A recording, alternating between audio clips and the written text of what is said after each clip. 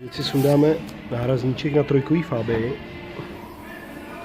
Lepší je sundat světla, tak ukážu proč. Tak jsou 2 šrouby na světle. V podběhu 1 šroub nahoru, 2 šrouby v podběhu. Jo. Trošku přisvítíme. Jo, jsou tam. Jo. Pak samozřejmě všechny šrouby ze spoda. Máme 1, 2, 3, 4 šrouby. No, a to je všechno. Povolíš 2 šrouby. No a pak je dobrý něčím plastovým sem a zatlačit směrem dozadu. Jo, no, to tak vypadne. Tam taková kulička, který to sedí. Jo. Tohle je druhá.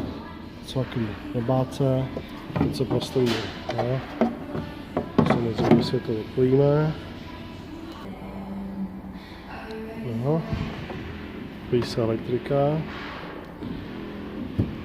Nebo to, že ten nárazník je tady zacvaklej pod tím, jo. Takže jakoby tak je lepší při té demontáži si to jakoby tomu trošku pomoct.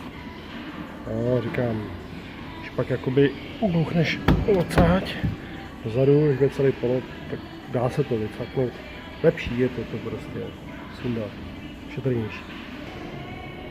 No a nárazník, máme povolený všechny šrouby venku, chytneme, dotáhneme k sobě, no, tady vycvakáme, pomocí dlaně nejlípe, jo, dozadu a vycvakne, jo. Připravím si druhou stranu, dám světlo venku, jo. Když jsou tam ty 2 očka, už máme venku, jo.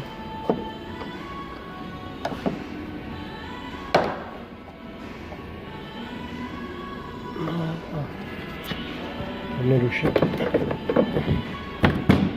ven. No, pokud tam nemáš elektriku, pokud tam nejsou čidla, tak jdeš rovnou dolů. No. Pozor, tady je taková vodící lišta, když to pak vracíš, musíš dát pozor, tam je náběh, ti dělá vlastně potom vejšku mezi kufrem. Jo. No. No.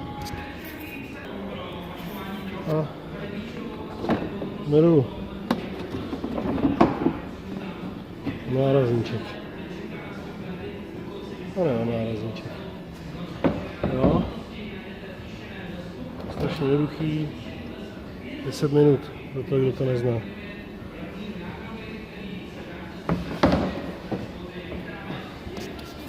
Nazdar.